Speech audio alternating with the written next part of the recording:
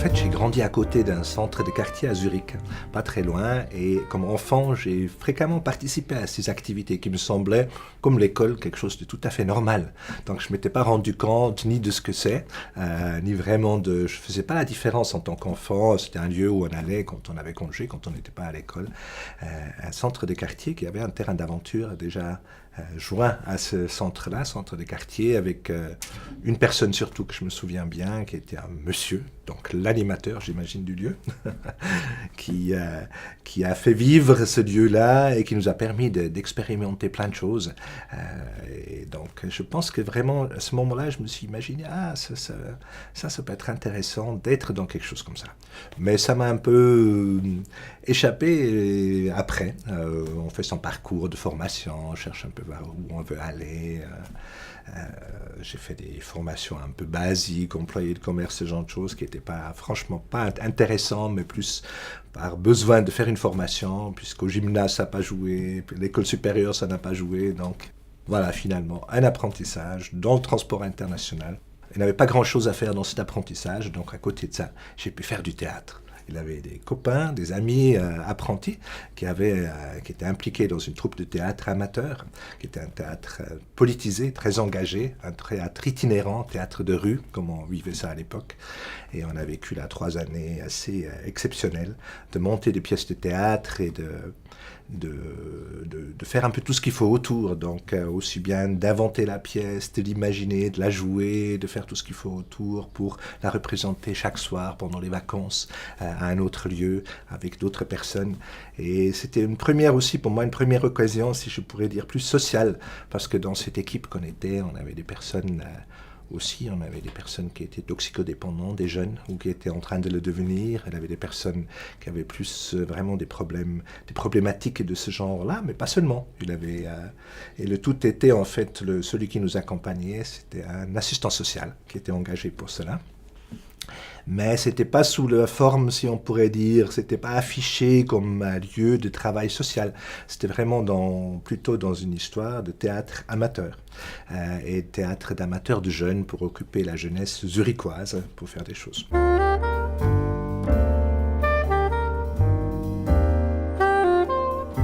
Par mon parcours un peu privé, on a créé une communauté de vie du côté d'Orbe. On a racheté une maison qu'on a retapée, et puis on y a vécu jusqu'à 15 personnes dans cette petite maison. Donc c'était assez intéressant comme expérience.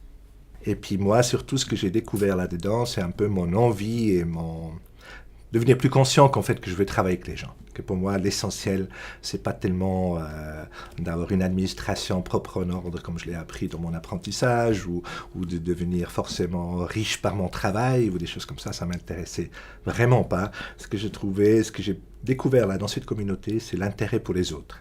Et pour le côté collectif, comment on peut bien gérer, bien vivre ensemble cet élément collectif. Ça m'a amené à m'inscrire finalement, à m'intéresser à la formation de l'école sociale à Lausanne, l'école PAU de l'époque, que j'ai commencé en 1980. Et en fait, quand je me suis inscrit, je parlais encore assez mal le français, donc je me suis inscrit en pensant que j'allais devenir travailleur social. J'ai trouvé le premier poste dans l'animation socioculturelle qui était animateur au centre de quartier, à la Cabane des Bossans, centre de quartier des Bossans, et où j'étais le premier animateur engagé en fait dans ce lieu-là, dans cette structure-là. Cette structure, c'est intéressant parce qu'elle a été développée par des habitants, par un comité de quartier, si on peut dire, le quartier des Bossans étant à l'époque fraîchement construit, peut-être une dizaine d'années quand je suis arrivé en 1983. Et la majorité des familles qui habitaient là, la majorité des gens avaient des petits-enfants, et des petits-enfants qui devenaient un peu plus grands, qui devenaient des adolescents et parfois un peu plus compliqués à gérer. Et en fait, collectivement, eux, ils avaient revendiqué et même construit cette cabane des Bossans. Ils ont fait ça dans un grand acte de communauté ensemble. Ils ont construit physiquement cette cabane des Bossans qu'ils ont obtenue.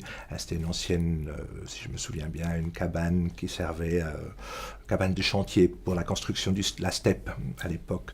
On m'a engagé là à mi-temps. Je suis arrivé de Suisse allemande, revenu à Lausanne. J'ai commencé mon travail avec un comité intéressant. Le premier jour, je suis arrivé, Monique Polonini, une psychologue qui était membre du comité, m'avait rendez-vous avec moi, elle me donne la clé.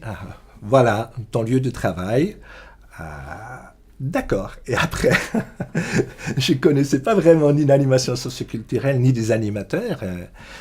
Dans la formation, je fréquentais quelques animateurs qui étaient là, notamment Fabio, qui travaille à Pôle Sud aujourd'hui, et d'autres, un peu par les Tessinois, on avait quelques amis.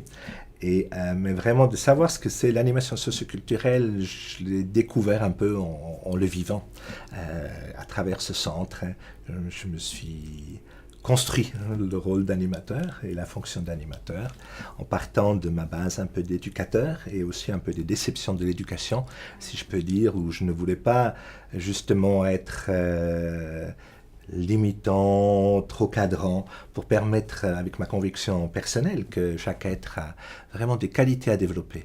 Et il faut quelque part un peu il faut donner les moyens de pouvoir développer ces qualités qu'on a pour chaque enfant, pour chaque adolescent, pour chaque adulte aussi. On a des tas de compétences, des tas de qualités qu'il faut trouver le moyen, comment je peux les stimuler, comment je peux réveiller ce côté créatif dans chacun. Et c'était vraiment ces préoccupations-là qui m'amenaient à être là-dedans, dans ce travail. C'était vraiment passionnant de pouvoir faire ça, avec quelques revers aussi. Première séance du comité. Bonjour, alors voilà, nous on est le comité qu'on présente. On est 11. Et il y a 6 qui étaient pour l'engagement d'un animateur et 5 qui étaient contre. Donc vous savez où vous trouvez. Donc c'était un peu bouple là, voilà. Ouais. Donc il fallait que je prouve à ces 5 aussi, effectivement, que peut-être l'animation socioculturelle avait un sens. Et ils m'ont expliqué pourquoi. Et encore aujourd'hui, je trouve que c'est très intéressant comme questionnement, parce qu'ils craignaient que le fait d'engager un professionnel, ça leur enlève leur engagement de bénévole, que ça les diminue dans leur réflexivité, dans leur manière de faire, et qu'on devient une forme de lieu où on n'offre que des prestations, en fait, qui rendent service, mais qui n'a plus vraiment une réflexion de la communauté, de la collectivité, si on peut dire, de l'équipe du comité par rapport à ce qu'on veut faire et qu'est-ce qui est important. Donc cette question-là, aujourd'hui encore, je trouve qu'elle est tout à fait pertinente. Comment on fait pour, en tant que professionnel, ne pas remplacer le bénévole? Comment permettre au bénévole de maintenir, de l'intéresser à la chose, à la réflexion derrière tout ça? Et comment lui permettre d'amener son avis et de le développer peut-être ensemble, ou en tout cas qu'il puisse garder son rôle de bénévole là-dedans? Comment on peut ne pas démotiver les bénévoles? Comment on peut leur donner une place pour qu'ils puissent vraiment développer aussi comment on peut dire, qu'ils puissent volontairement et d'une manière libre et consentie s'engager autant qu'ils le souhaitent?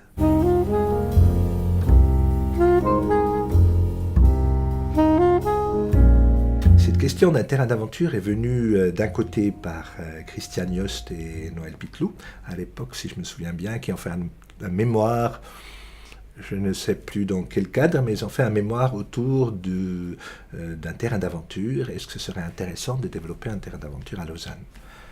En parallèle, il a eu une éducatrice petite enfance qui avait envie de faire son travail de mémoire sur le terrain d'aventure, sur le développement ou la fonction d'un terrain d'aventure, et qui a lancé avec nous à l'époque, quelques animateurs qu'on était, Noël Pitlou pour Pôle Sud et moi-même pour les Bossons, on a lancé le projet de créer un terrain d'aventure à Lausanne. Et on a fait les premières semaines, c'était intéressant, on a fait des premières semaines de vacances, style terrain d'aventure, dans le jardin Le premier vraiment événement terrain d'aventure qu'on a fait, c'était dans le jardin potager de la Maison du Désert, qui va ouvrir cet automne, comme maison de maître, et qui est devenue maintenant une maison de quartier. Et dans ce potager-là, on a pu obtenir par la ville l'autorisation de l'utiliser. C'était un terrain à l'abandon. Et on a fait 2 semaines de terrain d'aventure, absolument un peu improvisé et provisoire. Et de cette idée-là, de cette expérience est née une association, Terrain d'aventure à Lausanne, qui finalement a obtenu un terrain un peu en dessous de la maison du désert. Malheureusement, le verger qu'on avait nous convoité, il était déjà échangé, donné pour était prévu quand ils construisent des immeubles, toutes ces choses-là, mais le pré de vaches qui était en dessous vers la forêt, qui n'était pas vraiment constructible, grâce au soutien des personnes de la ville, nous sommes notamment M. Maudou qui gérait les places de jeu de l'époque et un des forestiers de la ville aussi qui a soutenu ce projet, qui nous a proposé ce terrain-là, et l'association elle a pu obtenir ce terrain pour y construire le premier terrain d'aventure à Lausanne. Sur un terrain d'aventure, ce qui est important quand même, c'est cet élément un petit peu, comment on pourrait dire, cet élément un peu fermé. Fermé sur l'extérieur, pas pour les enfants ne sortent pas, c'est pas ça du tout, mais pour que le monde de l'adulte n'y rentre pas. En fait, c'est vraiment de donner à l'enfant cette possibilité d'avoir une zone où il peut, de son propre chef, de son propre imaginaire, construire, imaginer des choses, vivre des choses avec ses copains, même se bagarrer parfois, s'il en a besoin, se confronter avec les autres de son âge, les garçons, les filles, s'approprier du terrain, mais peut-être aussi devoir le partager, mais peut-être aussi devoir le négocier avec les autres, et d'avoir une zone donc où il est vraiment dans le monde de l'enfant, il peut s'expérimenter sans que l'adulte intervienne d'une manière trop forte, et aussi pour qu'il retrouve son ambiance d'enfant quand il revient dans une semaine. On va ouvrir cet été le deuxième terrain d'aventure à Lausanne, et qui est en fait un exemple intéressant comme un mal peut amener un bien, si je peux dire ça comme ça, puisqu'on a perdu à un moment donné, le terrain d'aventure de Pierre-Fleur a perdu la moitié du terrain qu'ils utilisaient. On n'est pas tous tout à fait d'accord de quelle manière ce terrain appartenait ou pas au terrain d'aventure, donc on a des visions un peu différentes entre le politique et nous qui étions impliqués à l'époque là-dedans. Mais en fait, on a perdu la moitié du terrain pour construire une école pour des enfants en difficulté, ce qui est une bonne chose en soi, mais du coup, le terrain étant déjà débordé, très utilisé par beaucoup d'enfants, surtout pendant les vacances d'été, la municipalité, en contrepartie, s'est engagée de favoriser la création d'un deuxième terrain d'aventure, et qui aboutit aujourd'hui, cet été, avec la création du terrain d'aventure de Malais, qui, par chance, en a obtenu le soutien pour qu'il puisse être ouvert à l'année et pas seulement pendant la belle période, mois de mai au mois d'octobre. Parce qu'en fait, les enfants, l'hiver, ils continuent d'exister, de respirer et de pouvoir aller dehors.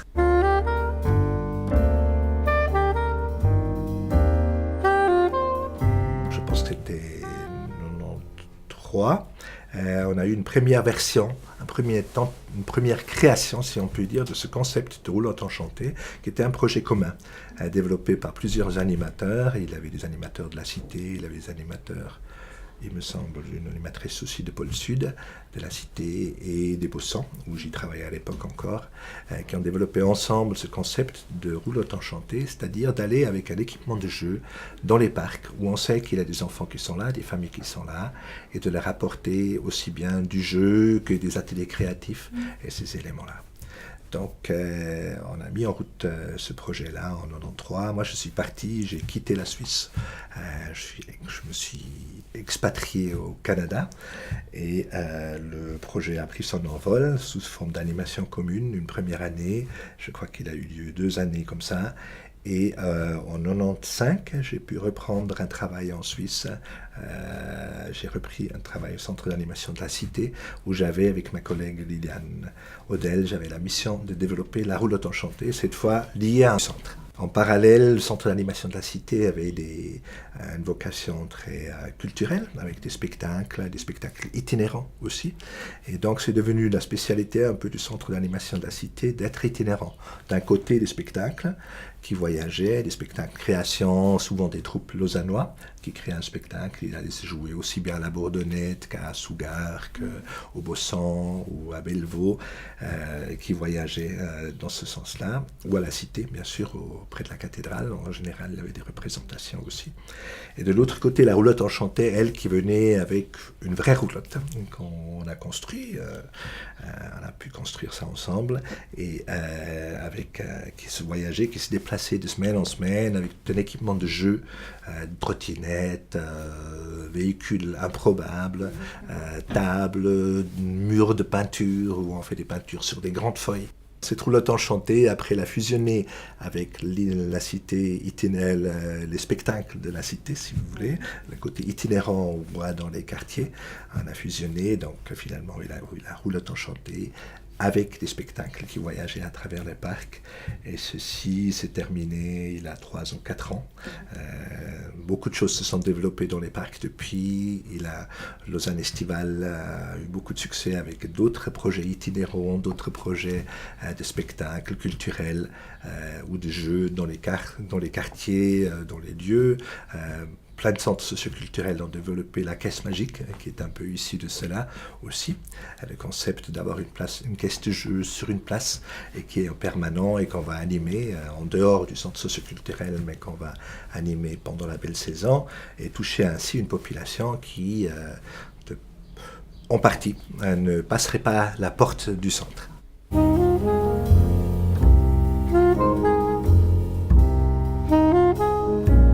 Je trouve que dans ma vie professionnelle, aujourd'hui, ce que je ferais mieux, c'est de me donner des périodes, un peu plus des périodes de réflexion, de retrait, de l'action, si on peut dire, pour avoir un peu plus de temps et de distance pour être dans le réflectif. Pour trouver peut-être aussi, pour avoir cette finesse que j'ai pu avoir à un certain moment, d'avoir l'oreille et la sensibilité pour sentir ce qu'il faudrait développer maintenant. Où est-ce qu'il faut aller aujourd'hui? Et pour moi, c'est une grande question. Où est-ce que l'animation socioculturelle, globalement, doit aller aujourd'hui? Qu'est-ce qu'il a de nouveau? Je trouve qu'on est arrivé à une forme aussi de défaut de professionnalisation, parfois, où justement c'est notre gagne-pain, on vit de ça, et on peut arriver à ce que c'est notre préoccupation principale et notre... comme on pourrait dire, notre idéal ou nos envies plus sociétales ne rentrent pas forcément en lien avec le métier que j'exerce, pour certains collègues, je pense. Et ça, c'est dommage, parce qu'on est en train de perdre là une notion de... il faudrait pouvoir revenir. Je suis rassuré quand je vois il a des jeunes collègues ou des endroits où il a des nouvelles choses il a une effervescence de nouveaux projets qui sont sensés, qui sont fondés et qui parfois sont beaucoup mieux réfléchis et mieux posés et plus attentifs aussi que ce que moi j'ai pu pratiquer. Mais j'ai l'impression, pour moi-même personnellement, j'aimerais bien continuer encore quelques années, parce que j'ai l'impression qu'il y a encore des choses à faire et à donner. Aussi au niveau de la structure de la fondation, elle n'est pas encore... elle est tout le temps, ça fait partie de l'animation socioculturelle, il faut être souple, il est en changement, il est en évolution. Et cette évolution, j'aimerais avoir un peu plus de temps et de distance parfois du quotidien pour pouvoir participer au choix et au développement de cet avenir. Parce que je pense qu'il y a des enjeux importants pour que ça ne devienne pas simplement un truc trop carré, trop rigide, tout en en inventant comment on peut faire, parce que je trouve qu'il y a une certaine autonomie des équipes d'animation, une certaine autonomie des lieux, une certaine liberté reste absolument indispensable, mais il faut qu'on puisse la définir, il faut qu'on puisse la mastiquer, la travailler, la comprendre, et vraiment, c'est un travail sérieux. Qu'est-ce qui sera juste à développer aujourd'hui? Et qu'est-ce que moi, animateur socioculturel, moi, équipe, je suis prêt à y mettre? Qu'est-ce que je peux, moi, peut-être laisser pour créer de l'espace, créer des moyens, créer de l'énergie ou même du temps de travail pour quelque chose qui, pourtant, me semble pertinent aujourd'hui, globalement, collectivement? Est-ce que je veux absolument maintenir mon petit précaré? Ou est-ce que je suis prêt un petit peu à négocier un bout de mon lopin pour qu'il puisse être utilisé ailleurs? Voilà, ça c'est des grandes questions qui sont les défis de ces prochaines années, je pense.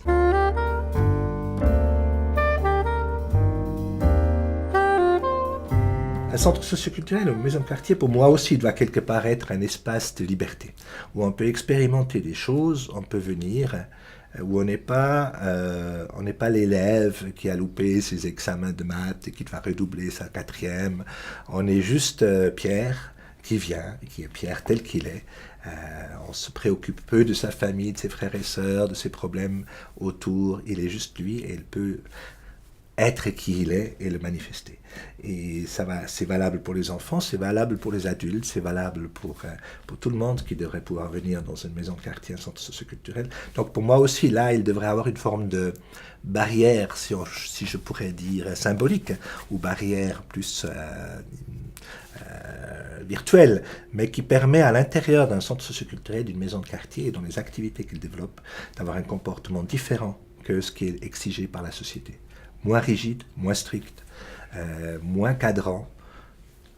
On assure un certain cadre de sécurité, bien sûr, mais on est dans une plus grande liberté. Et c'est important cette liberté-là, de la gérer, de la négocier, de la travailler. C'est un aspect important dans l'animation socioculturelle. Cet espace de liberté, ces espaces un peu qui ne sont pas forcément sous l'influence uniquement ou déterminés par les histoires d'argent, de fonctionnement purement organisationnel et structurel, de management, mais d'avoir une vision de l'animation là autour. Mais en même temps, on a besoin de ces structures aussi. Comment? Parce que quand même tous on dépend de l'argent, on dépend d'un budget, on a un salaire. Soit on est capable, on a assez de compétences d'aller chercher des fonds en plus, mais en tant que professionnel déjà, on est assez bien placé parce qu'on est quand même à la fin du mois, on sait qu'il y a un salaire qui tombe. Donc cette situation-là, quand même, il faut l'admettre, et elle nous amène un certain confort, mais elle nous amène aussi une certaine obligation. Et cette obligation, c'est aussi pouvoir rendre compte de ce qu'on fait, pouvoir l'expliciter, l'expliquer. Et on a un grand travail depuis des années qui se fait au niveau global de l'animation socioculturelle et au niveau de la fondation pour pouvoir montrer ce qu'on fait, pour pouvoir faire comprendre ce qu'on fait. Pourquoi on prend les options qu'on prend? Pourquoi on développe tel projet? Ou pourquoi on ne le développe pas?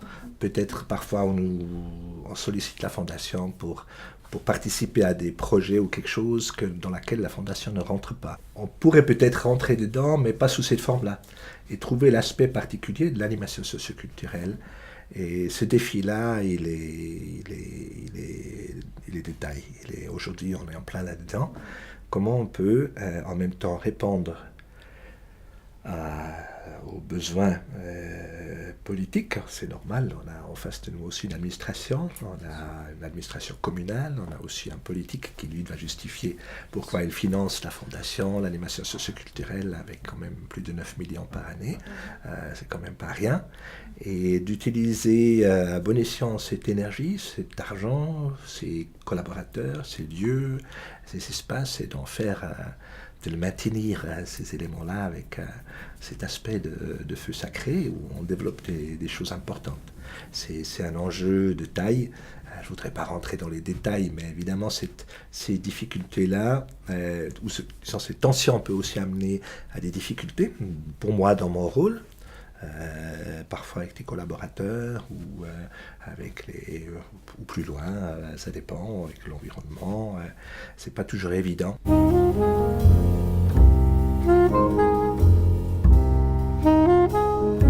Pourquoi je pense que c'était le bon choix pour moi faire de l'animation socioculturelle? Parce que profondément je crois à l'homme, je crois à l'humain, et pour moi c'est très important que l'humain puisse se développer. Et l'animation socioculturelle, avec cette liberté qu'il a, cette cadre de liberté, on n'est pas contraint, on n'est pas à l'école où on a besoin absolument d'un cadre défini. On n'est pas dans un travail social où on faut réinsérer les personnes, où il faut les contrôler, etc. C'est pas notre rôle. L'animation socioculturelle et cette liberté-là, elle permet pour moi, elle permet de développer les compétences humaines des gens avec lesquels on travaille, les miens bien sûr aussi, et là je m'y retrouve aussi, parce que je me confronte, je suis en rencontre avec des humains, je suis en rencontre avec ce qu'il a d'humain dans l'autre et ce qu'il peut développer. Comme je l'ai dit au terrain d'aventure par exemple, ce développement de l'enfant qui a besoin de pouvoir expérimenter, mais l'adulte aussi, il a besoin de pouvoir expérimenter, pouvoir réaliser ses rêves, pouvoir être créatif, pouvoir découvrir qu'il est créatif. Rien que ça, parce que c'est tellement limité. Souvent on croit qu'on n'est pas capable. Mais je n'y crois pas à ne pas être capable. Qu'est-ce qui peut vraiment me rendre heureux? C'est que globalement la société évolue, que chacun trouve sa place, qu'on puisse être qui on est et développer cela, mais d'une manière collective, en étant des individus, en reconnaissant cette qualité individuelle de chacun.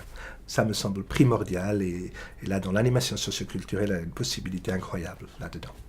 C'est vraiment un cadeau de pouvoir faire de l'animation socioculturelle et j'encourage tous les jeunes qui ont cette fibre-là de s'engager là-dedans, mais de s'engager, waouh, allons-y.